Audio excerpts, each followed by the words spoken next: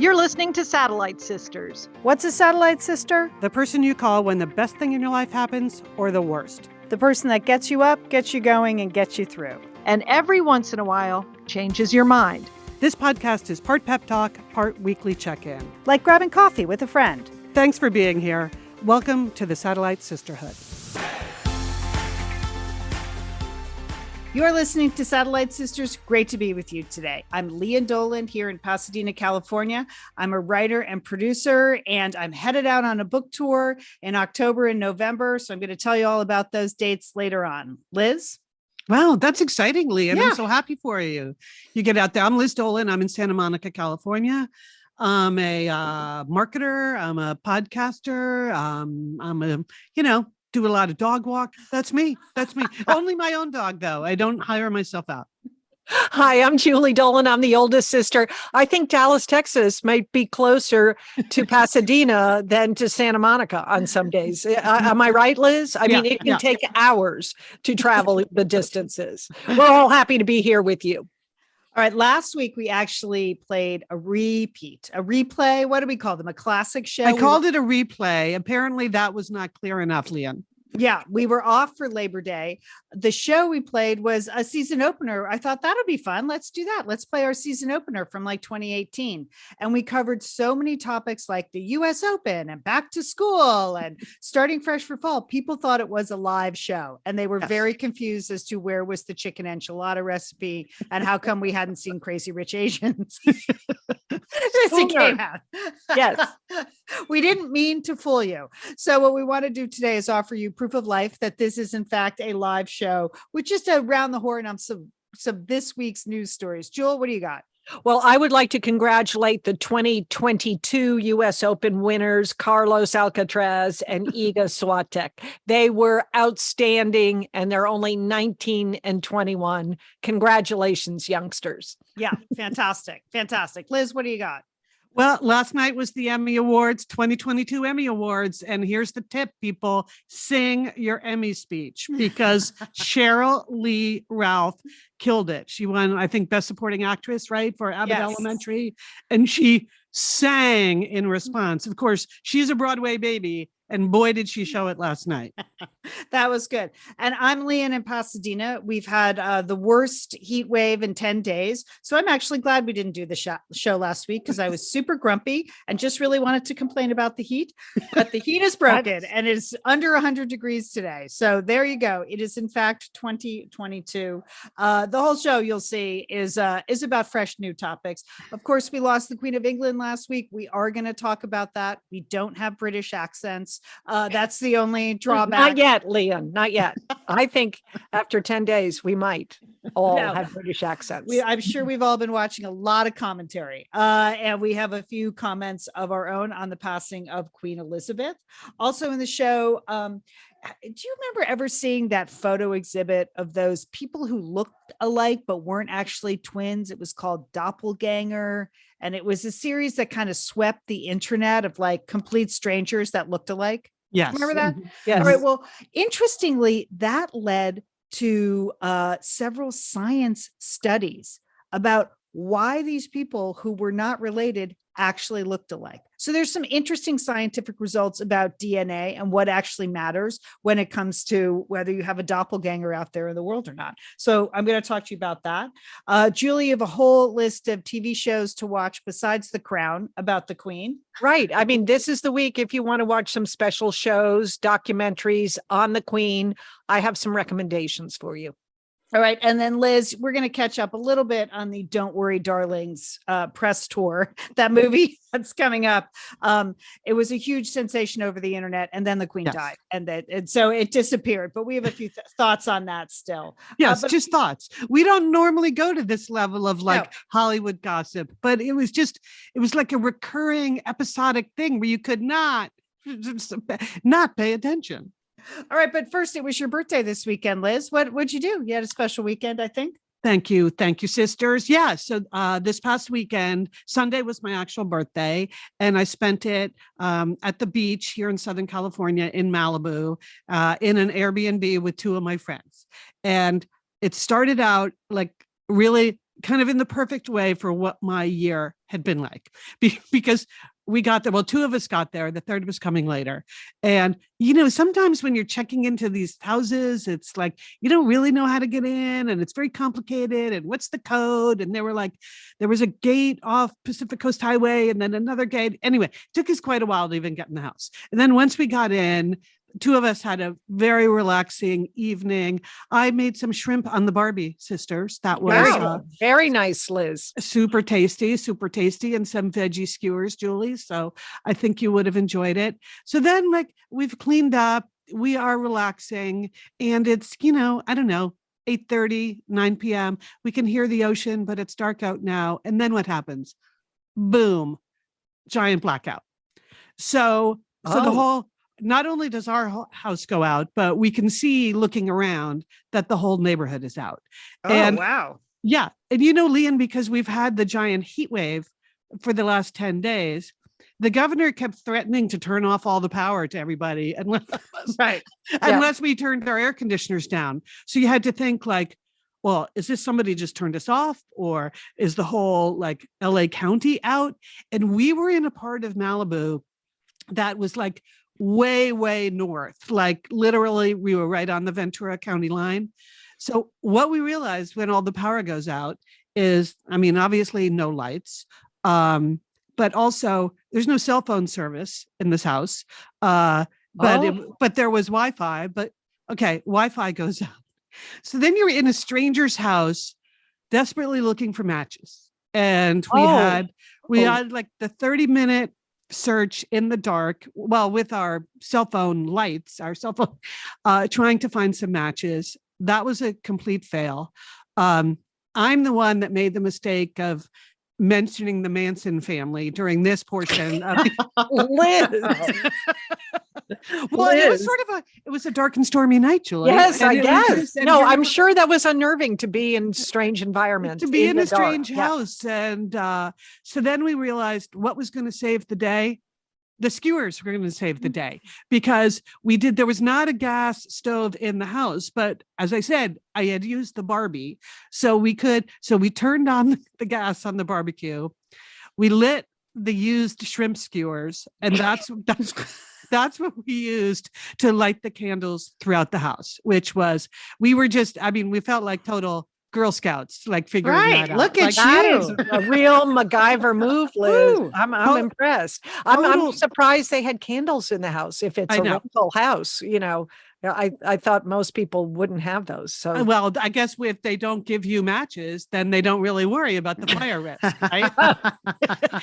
They literally had those big candles in every single room, decorative candles that had never been used.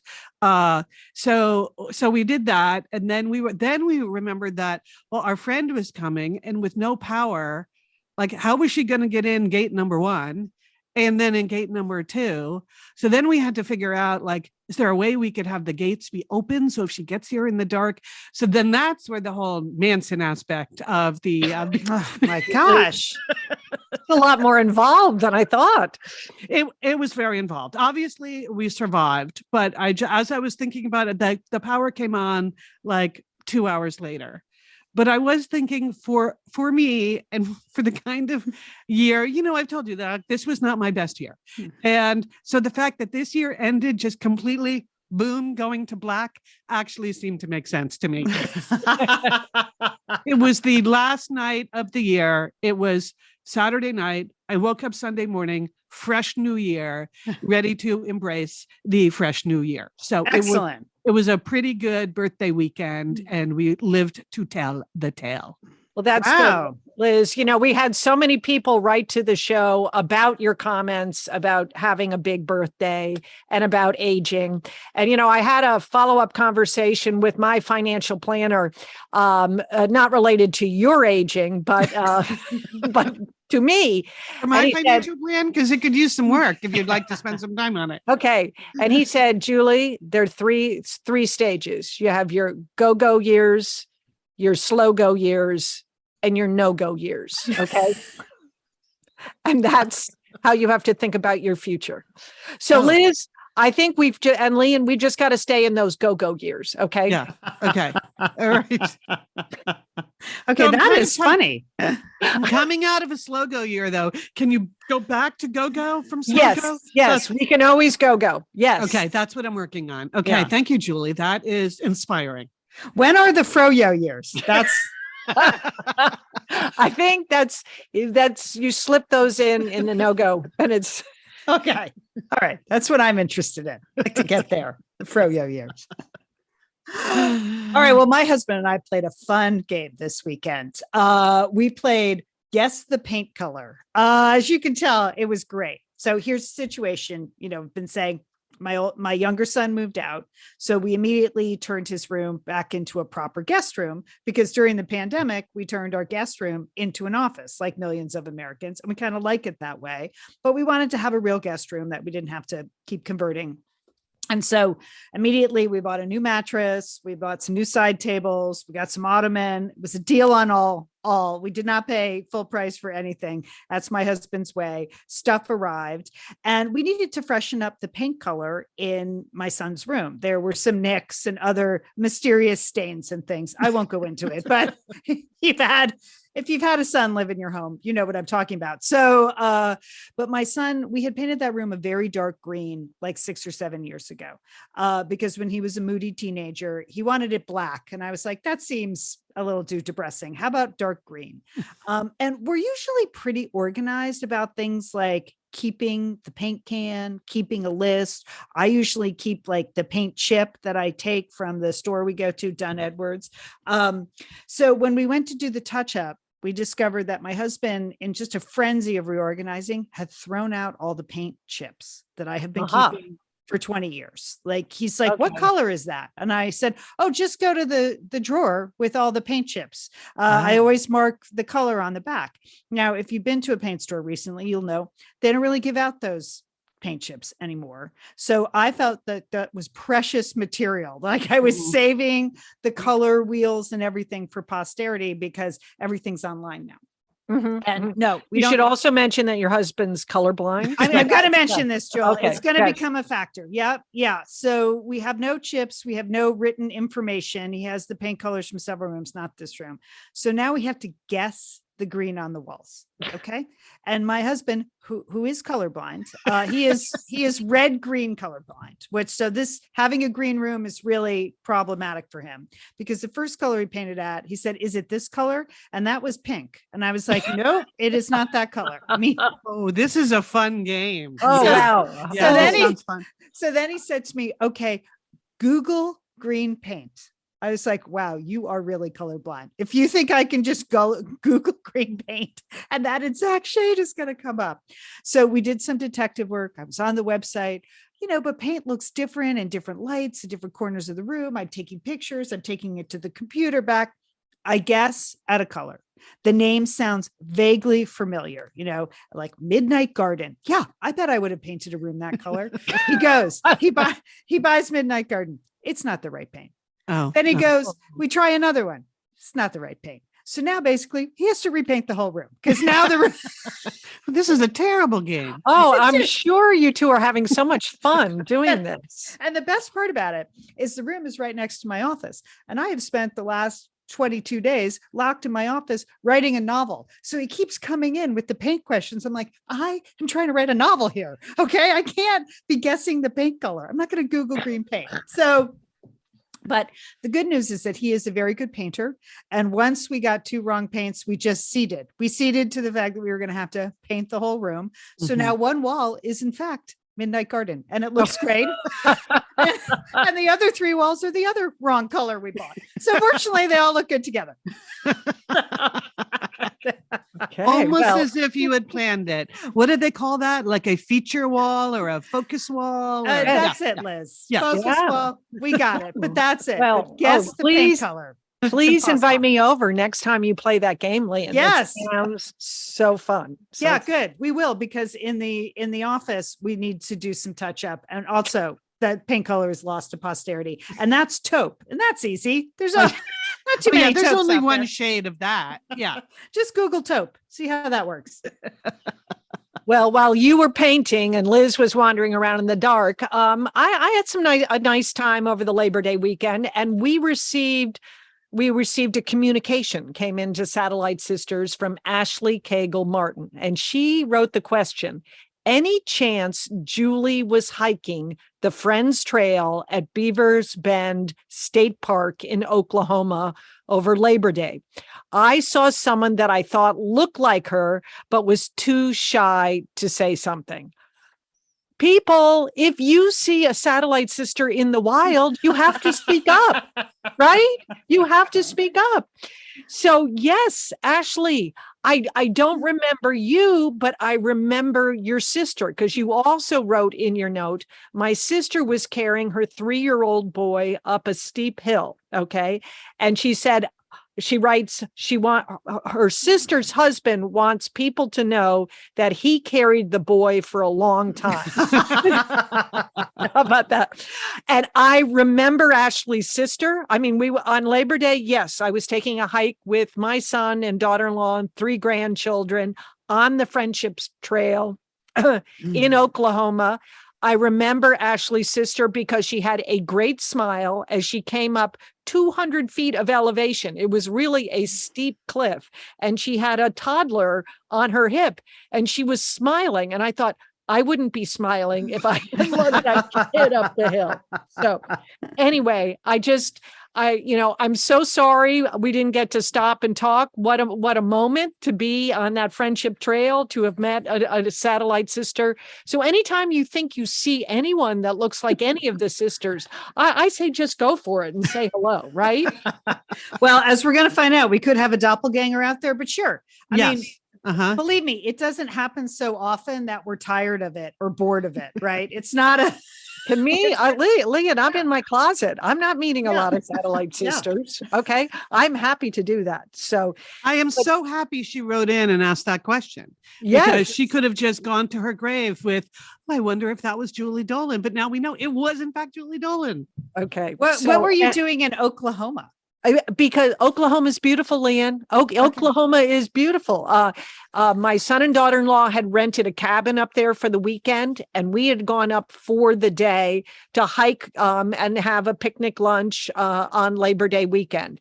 And the Beavers Bend State Park is beautiful. It has a big lake there, and then it has beautiful streams. On the Friendship Trail is a great river. And as my husband said, just so many pegmatites. He had not expected to see that many pegmatites, So really, really pretty. It was fun. It was a fun atmosphere because there were a lot of people out on the trail. It was a lot of families enjoying the holiday weekend. So that was going on.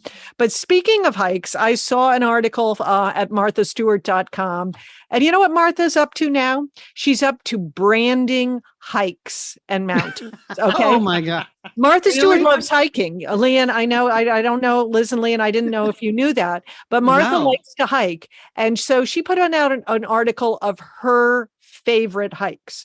So you see what I'm talking about? Like it's not the Acadia National Park in Maine. It's the Martha Stewart Acadia National Park. Okay. Yes. Or if it's the Martha Stewart Bigelow Mountain in the Rangeley Stratton Range, or it's the Martha Stewart Mountain in Tortola in the British Virgin Islands. She has a list of her favorite hikes.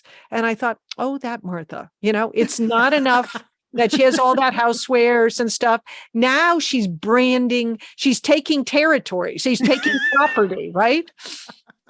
Just imagine the color names she'll come up with for the Martha Stewart paints in all of these parks that she's now branding, Julie. Yes. So I'm proud of her that she's out there hiking, but I'm a little bit jealous that she's branding her hikes. Okay. She's our queen, Jill. She's our queen. Yes.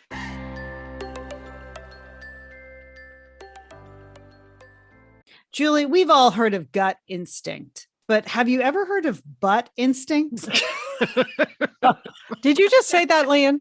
Did you just say that? Butt instinct? This is what MeUndies wants us to know. It's when your butt tells you it wants new undies, and MeUndies is saying, listen to your butt. So thank you, MeUndies, because they make the most buttery soft and sustainable undies, bralettes, and socks that exist. So make your booty and your whole body happy with items designed to make your life more comfortable. Julie, it's a delight when our subscription to MeUndies arrives in the mail. And I had quite a thrill yesterday. I got a new pair of MeUndies in a super cute camp stripe. Okay. It's got blues and teals and oranges and slight reds. I mean, it's a really classy look I got going. Well, Jill, we never suspected anything less. Of course, you have a classy butt, Jill. I mean, that's just it with your. Did you just say that, Lian? Classy butt? It's in the copy. I'm supposed to describe your favorite ways to describe your MeUndies, and that's you, Jill. Classy butt. All right, let's sing a song of joy with undies, socks, and bralettes that make you feel as if they're spun from silken clouds. That is true. It is super soft. It's their signature micro-modal fabric. It's sustainable, breathable, and stretchy as heck. It's available in sizes extra small to 4XL. They have new colors and prints dropping weekly, like this camp stripe, and there's always something exciting to check out. And if you try their free to join membership for free shipping on every order at exclusive perks, like an item shipped to your door every month, like we have, secret sales, and early access to their newest stuff. MeUndies has great offers for Satellite Sisters listeners. For any first-time purchaser, you get 20% off plus free shipping and return. To get your 20% off your first order, free shipping, and 100% satisfaction guarantee, go to MeUndies.com/sisters. That's MeUndies.com/sisters. Thanks, MeUndies. I like the time in the show where we get to hear what Liz is making for dinner. And that's because Green Chef is one of our valued sponsors and partners. Mhm. Green Chef is a CCOF certified meal kit company, and Green Chef makes eating well easy with plans to fit every lifestyle, whether you're keto, paleo, vegan, vegetarian, gluten-free, or just Liz. Green Chef offers a range of recipes to suit your preferences. Liz, what are you making this week? You know, Lian, I've noticed the Green Chef gives me more choices than ever. And so it's very exciting to go in and look at the recipes for like the next week and pick what you want. So next week, here's what I have going on: Cuban chicken with chimichurri. And I'm really looking forward to that already, because you know, when your Green Chef box arrives and I'm going to be away for a few days, boom, then as soon as I get home, boom, I get my Green Chef box with the Cuban chicken with chimichurri, because you know, my fridge is going to be empty after I've been gone for a few days. So yeah, that's what I'm looking forward to, Lian. Well, Liz, you're not imagining it. Green Chef is offering more customization than ever before with new organic and wild-caught protein options. You can swap the protein in any meal that features chicken, beef, or salmon to suit your taste, and we'll deliver the recipes. Well, that's Green Chef, not you and me and Julie. Yeah. Green Chef will deliver the recipes tailored to you directly to your front door. You get to choose all 24 recipes weekly with the option to mix and match meals from different preferences. And Green Chefs has exciting new ingredients, recipes, and delicious meals to support a healthy lifestyle, eating well without sacrificing taste. Liz, you're living the Green Chef lifestyle and you enjoy it. I do. I have been enjoying it for a long time. And now with all these choices, it's like shopping with none of the work, Lian. You're just looking at the recipes, you're picking what you want, you're mixing and matching, boom, you're good to go for the following week. It's a good feeling. Thank you, Liz. I feel good for you. Thank All you. right. If you want to take advantage of Green Chef, they have a great offer this week. Go to greenchef.com/sisters135 and use code sisters135 to get $135 off across 5 boxes, and your first box ships free. greenchef.com/sisters135 and use code 135 to get $135 off across 5 boxes, and your first box ships free.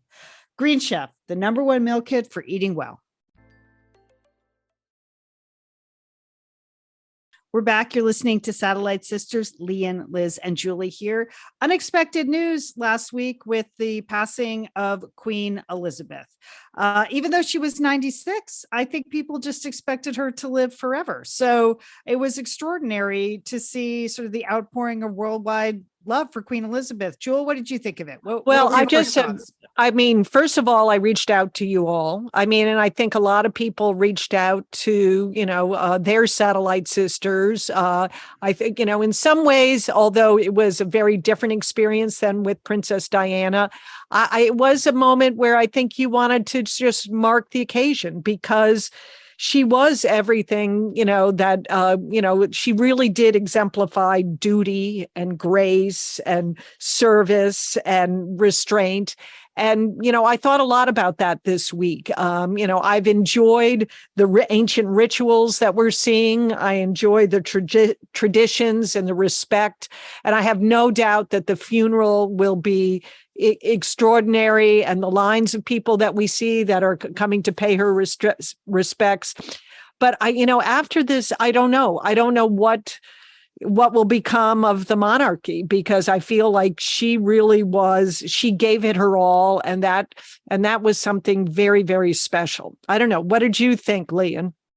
Well, we've always kind of taken the position that royalty is ridiculous here. And I think as Americans, it's very hard to sort of understand what the Queen means to the people of Great Britain. Certainly, she has a different meaning for us than she would for the people of Great Britain. I was actually really surprised. Like the first 24 hours, I learned a lot about her. I learned a lot about her life. I was interested to learn it. Obviously, if you're a towering historic figure for 70 years in some kind of leadership position, you're going to have good years and bad. There's going to be controversy associated with your name. There's something about the monarchy, which is different than the monarch. And so I had a lot of those mixed feelings, but she herself, I think, had always been, someone to admire. She certainly, as the kids like to say, she certainly understood the assignment. We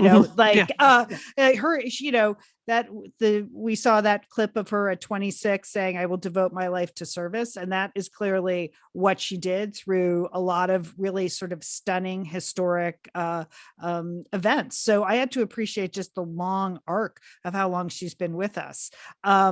That being said, after about 24 hours, once like the royals all showed up in Balmoral and the news people got out the body language experts, it's like, to dissect every move of the kids and the grandchildren and this and that, I was like, okay, I'm out. I'm out. Really? Oh, yeah. oh. I'm not that interested in sort of what happens next. I found it, not that interested. Okay. Liz, what about you?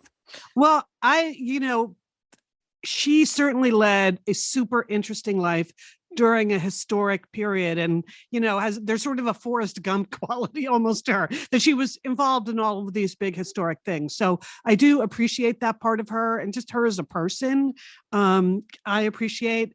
But then once I started thinking, like, wait a minute, they have to put Prince Charles on all the money now? That is so weird to me. Or then you saw the line of succession and you saw that like a toddler is now number 2 in line or whatever.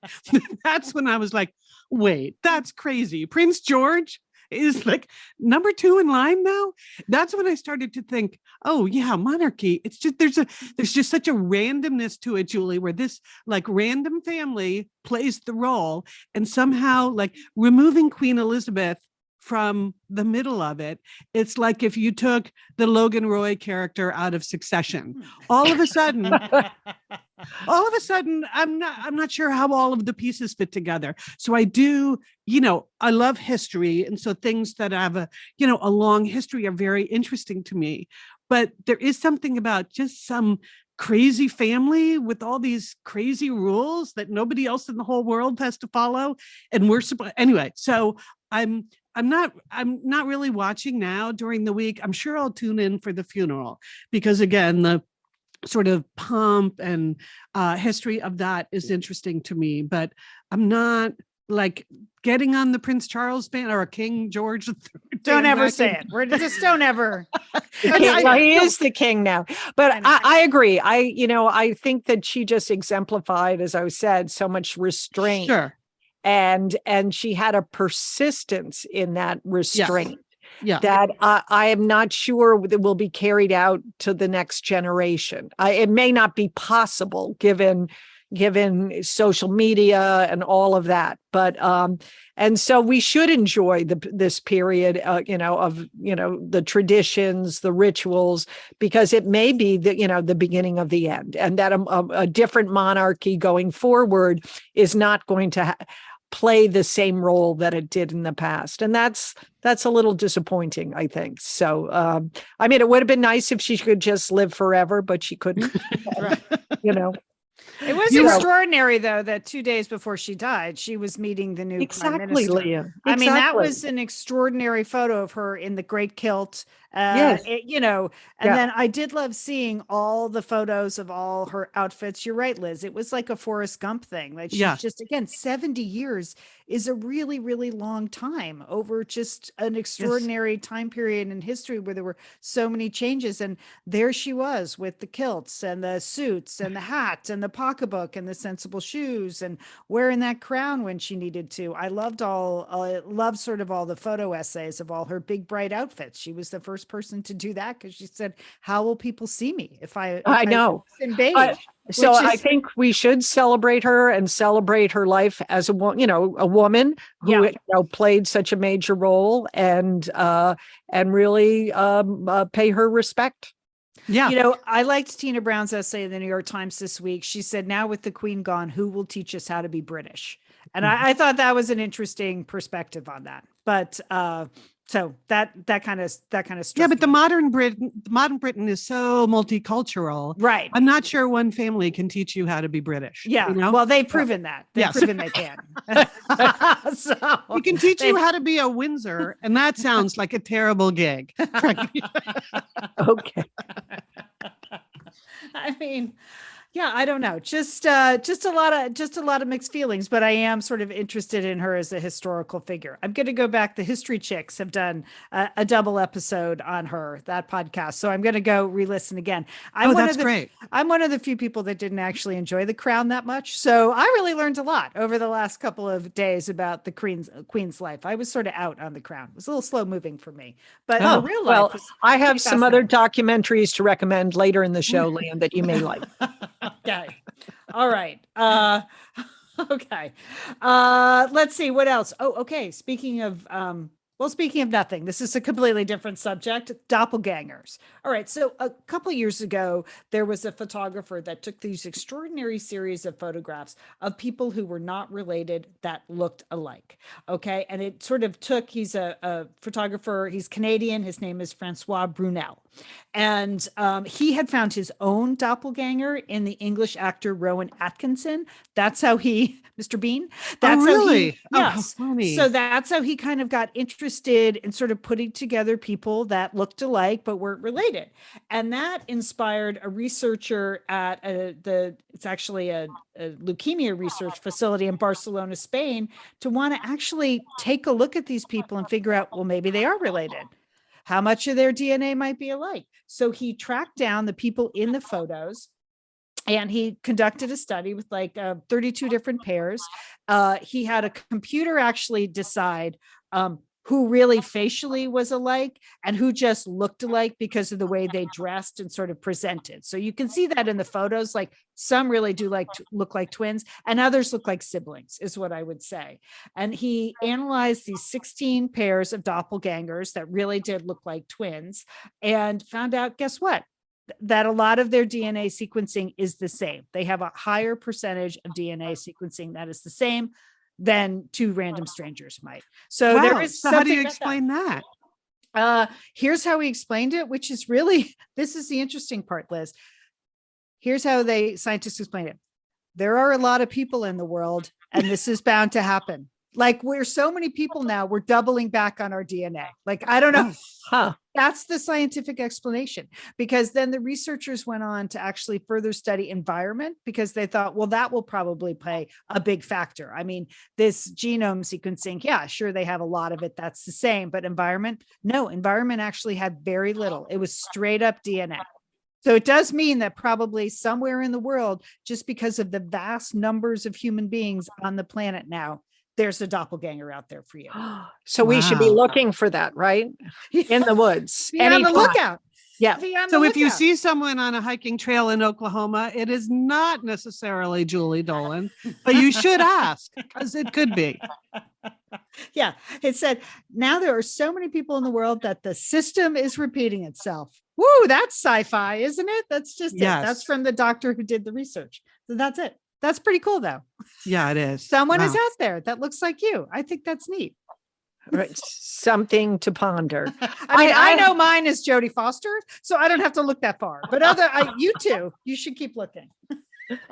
Okay. That's true. We've always known that about you, Leanne, that somehow we're linked to Jodie Foster like 1,000 generations ago. Yeah. I think it would be a good time to reach out to her, Leanne, now that with this scientific data that you have and to set up a meeting. I think she'd Jewel, be good happy. idea. That's a Yes. good idea. Okay, I have some other science for you. These are two health stories that caught my attention. The first one is from the National Geographic, and it was, healthy eating. We all want to do it, right? But there comes a point when healthy eating topples over into an obsession. They have a new term called orthorexia nervosa. Okay, and these are individuals that take the healthy eating trend to a compulsive level, that they Oh. because they have eliminated so many types of food, like farm or factory products, non-organic fruits or vegetables, things that have been hydrogenated, microwaved, irradiated, charred, or blackened, artificial coloring. They don't eat anything with MSG or white rice or sugar or salt. That it becomes a problem in their lifestyle. I mean, I don't know. Have you ever met someone, or have you ever dined with someone that has, and certainly we want to say we believe in the power of diets. We believe in the power of healthy eating. Yeah. That's not what we're talking about here. We're talking about really a behavioral problem because they've taken healthy eating to such an obsession that they can't. It really interferes with how they interact with other people and what they do on a daily basis because they're so obsessed with this healthy eating part. Yeah, I've never met anyone where I felt like it was an obsession. I mean, there are plenty of people who, for lots of good reasons, have very restrictive diets or very careful about eating organic and all of that. But this kind of obsession, you can totally see how it could happen now. If you had an obsessive personality and you started down this path, I can totally imagine it.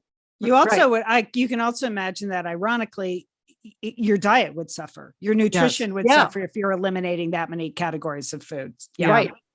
I agree. And that, that there's certainly rationale for eliminating some of those categories of food, Right. but to reach to this obsession. Well, anyway, I thought it was interesting.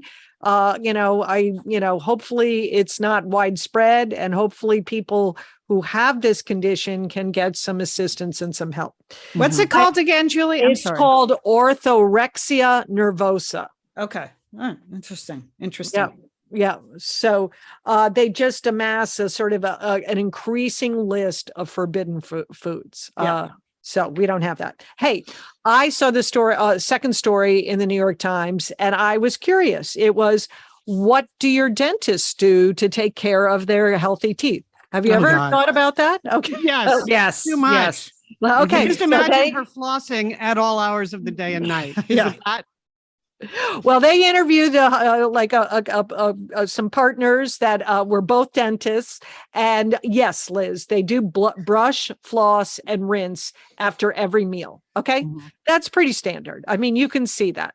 I mean, that's a high bar for most people, but you can understand that that dentists would do that. Of course, they avoid sticky, gooey, sugary foods. They don't drink sport drinks or sodas. You wouldn't expect that, right? Right. No. Okay. Yeah. Okay. But how about this? They don't snack, between meals, because it's all about your saliva, and they want to keep the saliva at a steady, pH or something. pH. Yes. So you're not creating. So they don't snack. Can you imagine living your life not snacking? No. Well, See, that was I'm the not one that. much of a snacker, but I can't imagine my life really thinking about saliva management. It's just another thing. It's just another thing. I don't know if I can go all that way to saliva management. I'm barely hanging on with the flossing, Julie. Okay. And of course, they wear night guards going to bed, they just have a lifelong commitment to healthy teeth, to dental health. And we applaud that. They're role models for us. Just some tips that you might want to incorporate into your own lifestyle. Okay. Saliva management could be a bridge too far. Okay.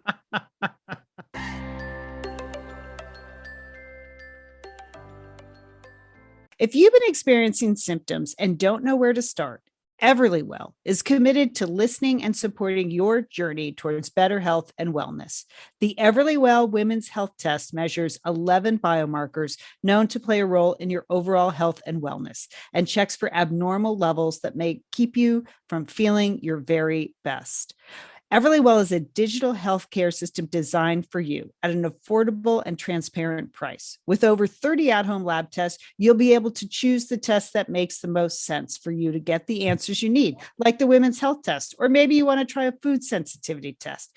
Here's how it works. It's really easy. We've all used them here at Satellite Sisters, and we've been pleased with our results and been able to take our results to our doctor to talk to them. Right, Liz? Yeah, I think that's the key. I like going into a conversation with my doctor or having the lab results in front of me instead of going to a doctor's appointment and then doing it all after the fact. And then you can't talk to her about it. So that's the key.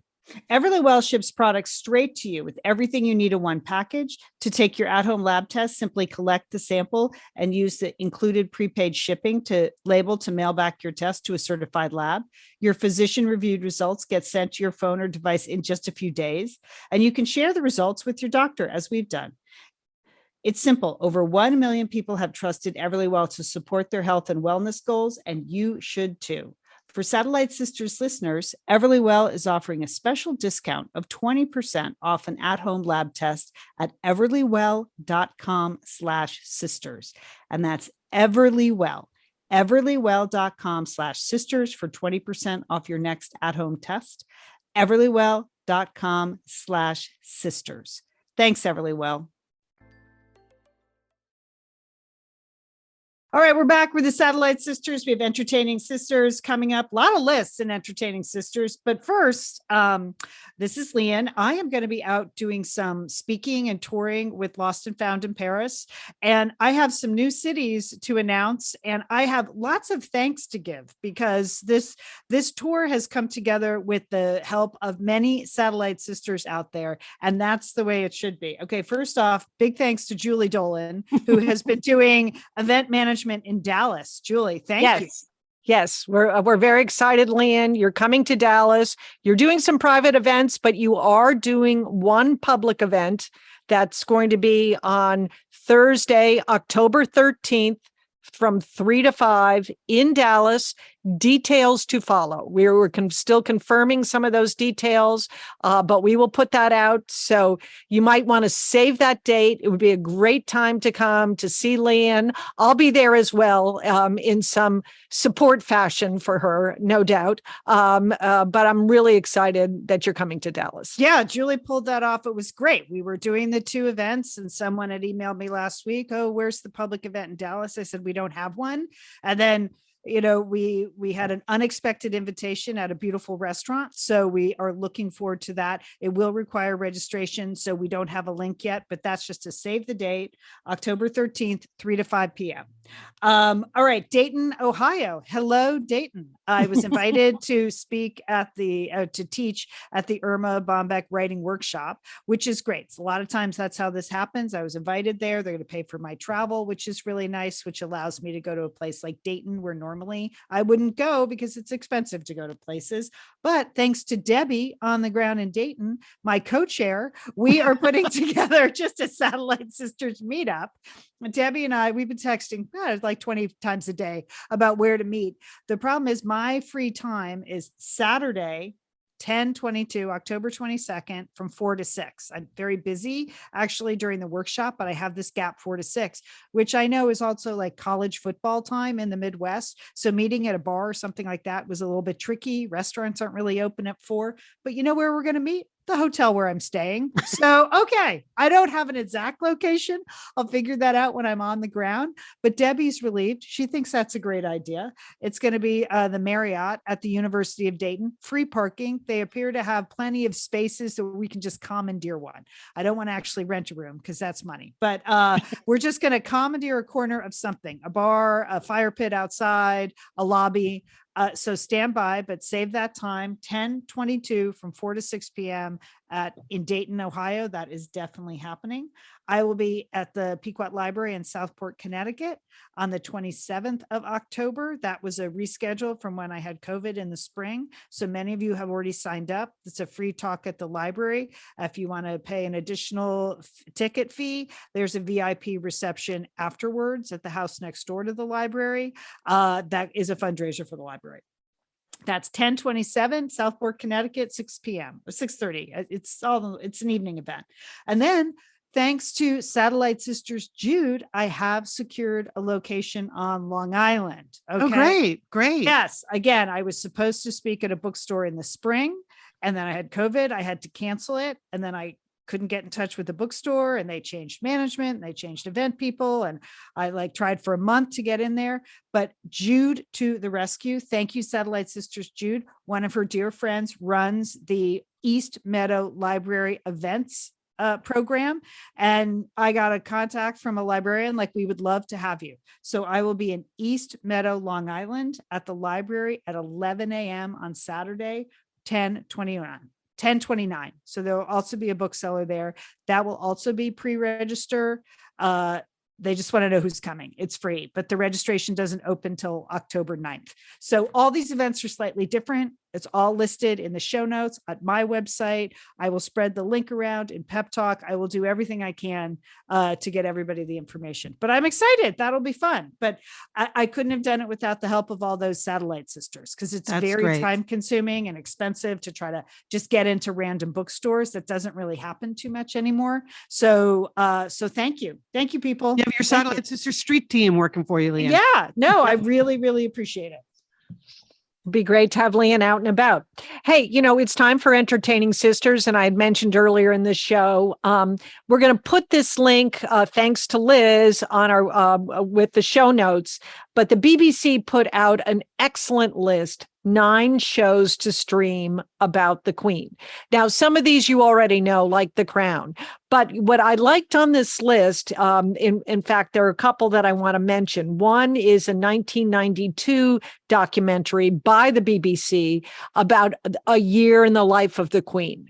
So this was when the Queen was, a little more active, and the BBC got exclusive permission to kind of follow her around. And I think it just has great insights. You really see the service, the duty, you see her wit, her charm. It all comes through in that documentary. And then there was an earlier one as well, A Royal Night Out, when it's a very young Queen Elizabeth. So those 2 documentaries are on the list. I would highly recommend them. You can even watch the Queen's coronation in color now. Of course, that was televised when she was first coronated in black and white, but now however they do that, the magic of television, they've turned it into color. So maybe Leanne, your husband, would like to watch that in color, the coronation. There might be some inspiration for colors for your office that you could do. Okay. Thank you, Julie. Good tip. Good tip. Julie, in the news coverage after she died the other day, someone was talking about that year in the life documentary. Yes. And she basically got talked into it, I think, by Prince Philip, but she got talked into it. They did it. And after they did it, she's like, okay, I'm never doing that again. I know. So it's very it's very candid. That's, you get to see things that she's usually so scripted and restrained that you don't get to. That's why I think that one's a good one. I think there's even an episode of The Crown about the making of that documentary. Anyway, okay, on to other things having to do with British stories. Leanne, I have a question for you.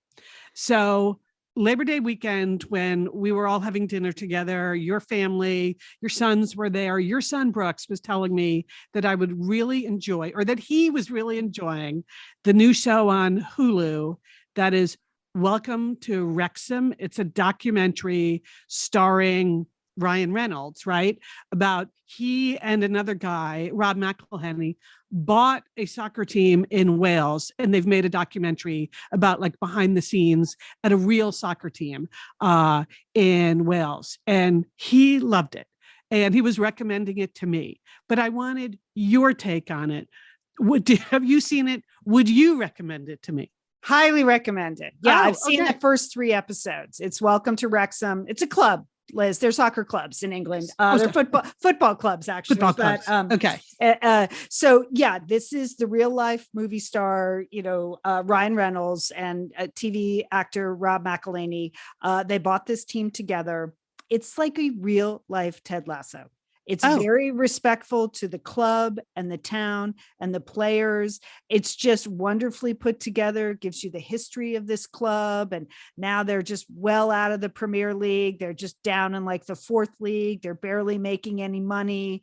That people aren't coming to the games, but what the club means to the town, it's really well done. It's absolutely like a real life Ted Lasso. And I don't say that lightly. So I think you would really enjoy it. And, All and right. Ryan Reynolds and Rob McElhenney did not know each other before they bought the club together. It's just delightful. It's just super. Oh, delightful. I assumed they were like best No. friends and this was a crazy stunt. No. And it's just Oh. sort of, hey, we should do this. But you learn as much about the town and the players and the club and the history as you do about Ryan and Rob. It's terrific. I would highly Okay. recommend it. Really All fun. right. Okay. So that's on Hulu. All right. So that's one thing. And then the other thing I wanted to bring up, I'm bringing back, Julie, a book that you recommended in 21. I finally got around to listening to the audiobook of Crying in H Mart by Michelle Zauner. It's a memoir she wrote about her life with her mother growing up in Eugene, Oregon. Anyway, it's really fantastic. I loved it. And not that it was sort of on my list to get to.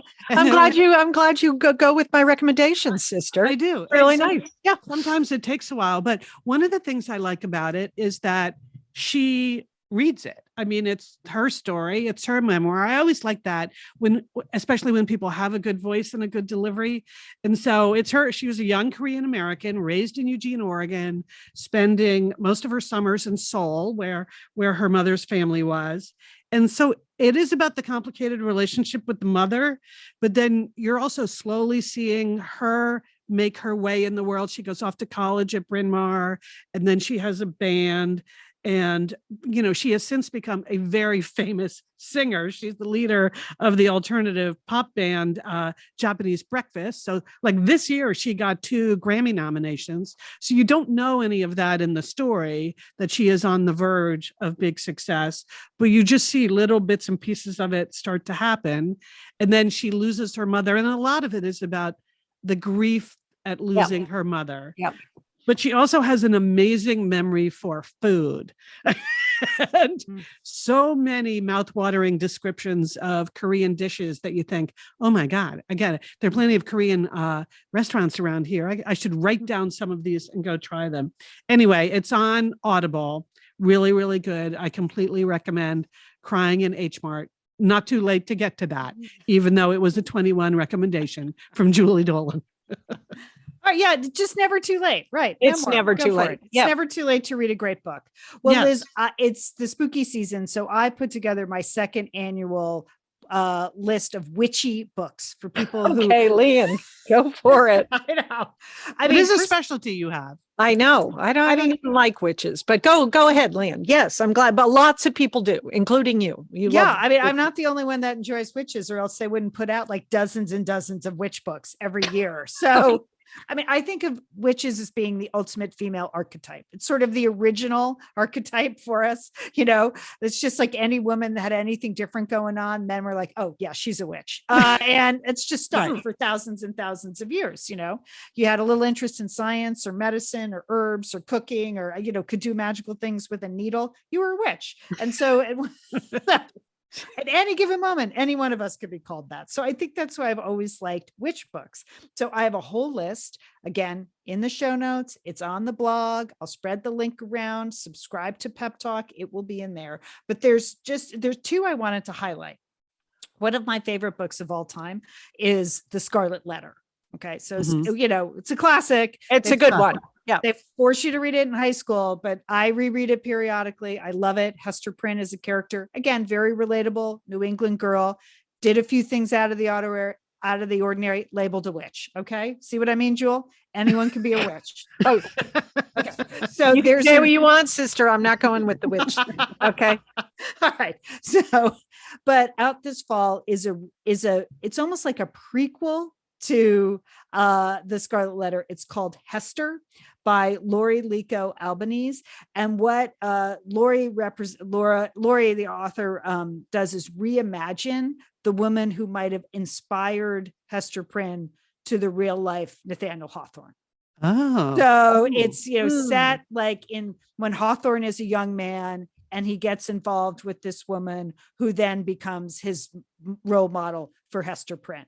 And there is witchcraft involved and slave trade and New England and Puritans and all kinds of interesting things. I think it's fantastic. It comes out October 4th, so you can pre-order it. I loved it. Hester is the name of the book. Oh, okay. Okay, the other one, seeing we're doing a lot of British things, Welsh things, that I enjoyed was The White Hare by Jane Johnson. And this one is set in Wales. And it's basically about, apparently in Welsh mythology, witches are represented by white bunnies. Okay. So I was it's- going to say, which hair was it? Was it Yeah, white hair or white hair? Right, you know what I mean? H-A-R-E. Yeah, Okay, H-A-R-E, big white bunnies. Okay, so this book, it's a mother-daughter relationship, finding themselves, they're broke, they have to move to Wales in this cottage no one wants to live with. These big white bunnies keep appearing. It's good. And the woman who wrote it, she's a historian and a museum curator. So it's very evocative. There's a lot of good history in there. There's a lot of good mythology. I really enjoyed it. The White Hare by Jane Johnson. So that's just two. And those are almost more in the literary fiction category. But if you just want a super fun book about a group of fun witches, the very secret society of irregular witches is another really fun one. But I have a whole list and you can take a look. And then I put a list in 2021 too. So plenty of witch books for those of you those of you, except Julie. For those of you who enjoy celebrate. for those of you who celebrate. Okay. Okay. Now I have an entertaining sisters toss-up question, sisters. Yeah. Here's my question, and then I'll fill in a little bit of the backstory. Are you going to go see the new movie, Don't Worry, Darling, which is a brand new psychological thriller directed by Olivia Wilde? The reason I ask is because I had read about this movie. I thought, oh, I love a psychological thriller. Olivia Wilde's last movie, Booksmart, was really great. I enjoyed that.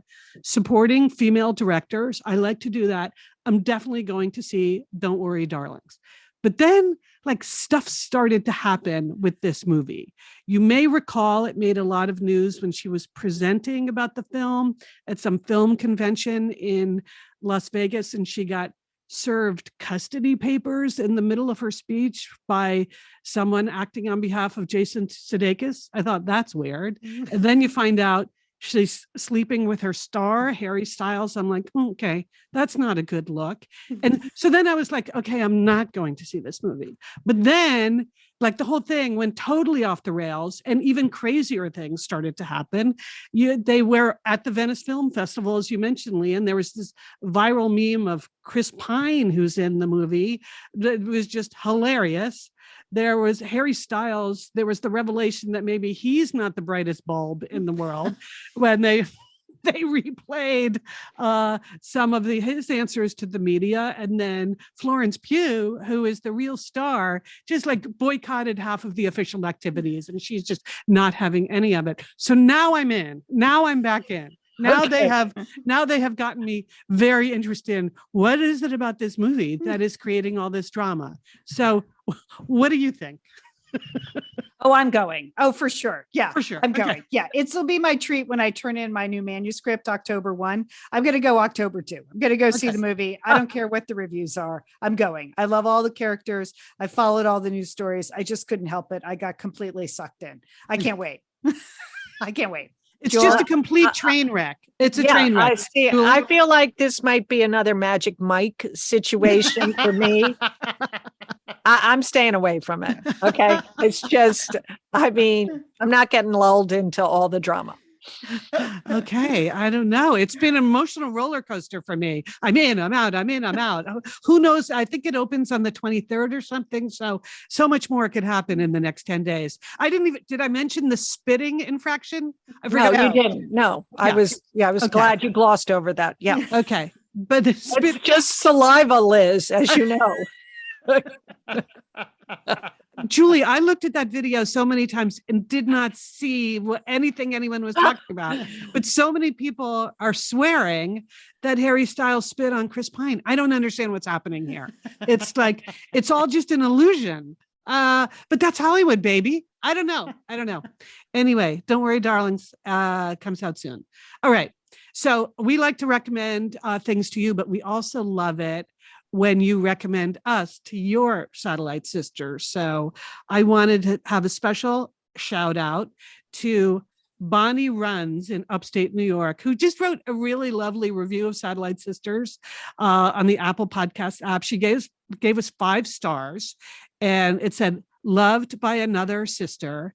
And she said, "Could be this show appeals to me because I am a sister myself, one of 3, born in the 60s.